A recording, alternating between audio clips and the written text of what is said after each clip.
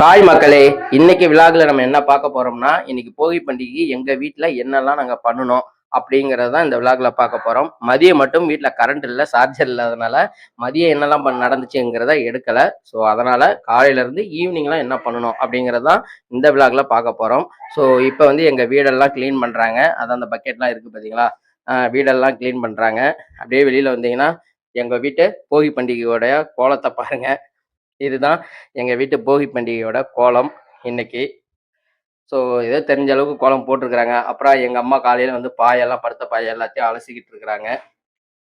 பாத்திரம் தேய்க்கிறது இதெல்லாம். அப்படியே இந்த பக்கம் வந்து எங்கள் கிச்சனில் மார்னிங் வந்து டிஃபனுக்கு ரெடி ஆகிட்டு இருக்கு. மிக்சியில் இது ஓடிக்கிட்டு இருக்கு, சட்னி ஓடிக்கிட்டு இருக்கு. அப்புறங்க இட்லி வெந்துக்கிட்டு இருக்கு. இந்த அதாவது இந்த செஃப் யார் அப்படின்னு பார்த்தீங்கன்னா இவங்க தாங்க. எங்கள் வீட்டில் சமையல் வந்து இவங்க தான் சமையல் மாஸ்டரு. ஸோ நல்லாவே சமைப்பாங்க, சூப்பராக இருக்கும். சரிங்களா? ஸோ அப்புறம் இதை முடிச்சுட்டு அதை விட ஒரு முக்கியமான 2 ஜீவன்கள் வந்து அங்கே கோலம் போட்டுட்டு இருக்கிறாங்க வெளியில். இந்த கோலத்துக்கு சொந்தக்கார அம்மா இந்த அம்மா தான். இந்த கோலத்தை கஷ்டப்பட்டு இந்த அம்மா போட்டிருக்கு தெரிஞ்சதை. அதை அந்த வாழு பையன் காலால் தேய்ச்சி அழைச்சி விட்டுட்டான். ஸோ ரொம்ப சேடாகி போச்சு. ஏன்னா கஷ்டப்பட்டு கோலம் போட்டு அது கலர் ஆயிடுச்சு. ஏதோ 10 வயசு பொண்ணு அதுக்கு தெரிஞ்சதை போட்டிருக்கு. அதை இந்த அருந்த வாழை அழைச்சி வச்சிட்டான். ஸோ காலையிலேயே ஒரு மாதிரி ஆயிடுச்சுன்னு நினைக்கிறேன் பாப்பாவுக்கு. பரவாயில்ல, சரி வாங்க அடுத்தடுத்து அப்படியே பார்க்கலாம். பிடிச்சிருந்தா லைக் பண்ணுங்க. காலையில் டிஃபன் எல்லாம் அடுப்பில் முடிஞ்சு எடுத்து பாருங்க, ஆவி பறக வீட்டில் வச்சிருக்கிறாங்க. எங்கள் வீட்டில் என்ன போகி பண்டிகைக்கு என்ன டிஃபன்னா இட்லி, சாம்பார், கார சட்னி. உங்கள் வீட்டில் என்னங்கிறத கமெண்ட் பாக்ஸில் கமெண்ட் பண்ணுங்க. இப்போ வந்து டிஃபன்லாம் சாப்பிட்டு முடிச்சிட்டோம். மதியம் கரண்ட் இல்லாதனால மதியம் விழாக எடுக்க முடியல.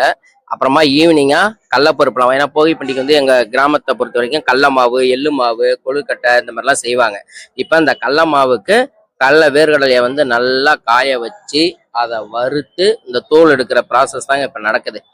தம்பியும் பொண்ணும் வறுத்துக்கிட்டு இருக்கிறாங்க. வறுத்து அந்த தோலெல்லாம் எடுத்துக்கிட்டு இருக்கிறாங்க. இது வந்து எள்ளு மாவு, எள்ளையும் காய வச்சு நல்லா வறுத்து தோலை எடுத்துட்டாங்க.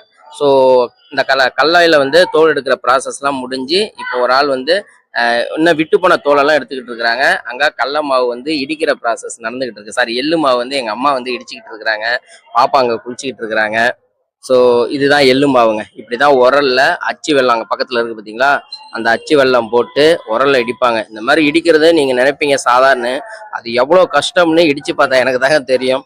ரொம்ப கஷ்டம். ஆனால் இது வந்து நல்ல ஒரு எக்ஸசைஸ், உடம்புக்கு வந்து ரொம்ப நல்லதாங்க. இந்த அச்சு வெல்லத்தான் போட்டு இடிப்பாங்க. நானும் ட்ரை பண்ணினேன் ரொம்ப வருஷத்துக்கு அப்புறமா. பாருங்க, ஒரு 1/2 மணி நேரம் நான் ட்ரை பண்ணியிருப்பேன். இடுப்பு வலி வந்துருச்சு, மூச்சு வாங்க ஆரம்பிச்சிருச்சு. ஆனால் நல்ல பெனிஃபிட்டுங்க. கை, கால், உடம்பு எல்லாத்துக்குமே டோட்டல் பெனிஃபிட் இந்த மாதிரி உலக்கில் வந்து இடிக்கிறது. அது மாதிரி இந்த இடிச்சு வைக்கிற மாவை நம்ம குறைஞ்சபட்சம் ஒரு 20 days 1 monthக்கு கூட வச்சு சாப்பிடலாம். நாங்கள் சாப்பிட்ருக்குறோம். அந்த மாதிரியான நல்ல எனர்ஜி. இதுதான் இப்போ வேர்க்கடலை எள்ளு மாவு இடிச்சு முடிச்சாச்சு. அடுத்து வேர்க்கடலையை வந்து வறுத்த வேர்க்கடலையே தோல் உரிச்சு அந்த உரல்ல போட்டு அச்சு வெல்லத்தை போட்டு இடிப்போம். இப்போ வேர்க்கடலை இடிச்சு கொஞ்சம் மஞ்சதுக்கு அதுக்கப்புறமா எங்கள் அம்மா வந்து அந்த அச்சு வெல்லத்தை உடைச்சி இதில் போடுவாங்க. இதில் போட்டு அதெல்லாம் குத்தி இடிச்சதுக்கு அப்புறமா தான் நம்ம வந்து சாமிக்கு படைப்போம். ஆனால் இந்த வருஷம் பொங்கல் வந்து எங்களுக்கு கொஞ்சம் ஷேடு தான். ஏன்னா எங்கள் சித்தப்பாவுடைய மருமக வந்து மாசமாக இருக்கிறதுனால எங்கள் வீட்டில் வந்து பொங்கல் வைக்கக்கூடாது, சாமி கும்பிடக்கூடாதுன்னு சொல்லிட்டாங்க. சும்மா இடித்து அப்படியே வச்சுட்டு நாங்கள் மேலே சாப்பிட வேண்டியதுதான். இதுதான் வந்து இந்த வருஷம் எங்களுடைய பொங்கல். அப்படி தான் இருக்குது. இது நீங்களும் ட்ரை பண்ணுங்க. இது உடம்புக்கு நல்லது. இது வந்து ஒரு எக்ஸசைஸ் மாதிரிங்க. அப்படிதான் நான் வந்து ட்ரை பண்ணி செஞ்சுக்கிட்டு இருந்தேன். என்னால் முடிஞ்ச வரை அப்படி மெதுவாக தான் குத்தினேன். ஏன்னா சரியா அந்த பள்ளத்தில் குத்த முடியல. உரல்ல போய் இடிக்க ஆரம்பிச்சிருச்சு உலக்க. அதனால கல் தெரிக்குன்னு சொல்லிட்டு எங்கள் அம்மா வாங்கிட்டாங்க. எப்பா நீ இடிச்சது போதுண்டா அப்படின்னு சொல்லி. இதேமாரி கடல மாவு இடிக்கிற அனுபவம் யாருக்காவது இருந்தால் கமெண்ட் பாக்ஸில் வந்து கமெண்ட் பண்ணுங்க. உண்மையாகவே இது வந்து ஒரு நல்ல எக்ஸசைஸாக தான் நான் பார்த்தேன். இதை பாருங்க, அச்சு வெல்லத்தை உடைச்சிட்டு இருக்கிறாங்களா, இந்த அச்சு வெல்லத்தை தான் அந்த உரல்ல போடுவாங்க. உரல்ல போட்டு அதையும் இடிப்பாங்க. அது அப்பப்போ உரல்ல ஒட்டும். அதை வந்து ஒரு கரண்டியை வச்சு எடுக்கணும். சரிங்களா? அந்த மாதிரி தான் இது வந்து என் தம்பி மதிய சாப்பாடு. அதாவது வந்து போகி அன்னைக்கு வந்து கருவாட்டு குழம்பு வச்சு சாமி கும்பிட்டு சாப்பிடணும். பட் நாங்கள் தான் கும்பிடக்கூடாதுங்கிறதுனால அப்படியே சாப்பிட ஆரம்பிச்சிட்டோம். இப்போ நான் இடிச்சதை பார்த்துட்டு என் பொண்ணு வந்து ட்ரை பண்ணிச்சு. அதெல்லாம் உலக்கையே தூக்கவே முடியல. ஆனால் நான் இடிப்பேன்னுட்டு அடம் முடிச்சுக்கிட்டு இருந்தது. அப்புறம் நேரம் ஆகுன்னு சொல்லிட்டு அப்புறம் எங்கள் அம்மா வாங்கி அப்படியே இடிச்சாங்க. ஓரளவு நல்லா தான் போச்சு. போகி பண்டிகை நல்லா போச்சு. உங்களுக்கு எப்படி போச்சுங்கிறத கமெண்ட் பாக்ஸில் கமெண்ட் பண்ணுங்க. சரிங்களா? அப்புறம் எல்லாம் இடித்து முடிச்சதுக்கப்புறம் ஈவினிங் ஆச்சு எங்கள் சாமி ரூமில் இதை வச்சிட்டோம். கும்பிடக்கூடாதுன்ட்டாங்க. சும்மா அப்படியே நாங்கள் சாமி கிட்ட வந்து விளக்கு ஏற்றி வச்சுட்டு அப்புறமா நாங்கள் மாவை திங்க ஆரம்பிச்சிட்டோம். உங்கள் வீட்டில் போகி பண்டிகை எப்படி போச்சுங்கிறத கமெண்ட் பாக்ஸில் கமெண்ட் பண்ணுங்கள் ஃப்ரெண்ட்ஸ். நான் இன்னொரு வீடியோவில் உங்களை சந்திக்கிறேன். Okay, bye bye, see you.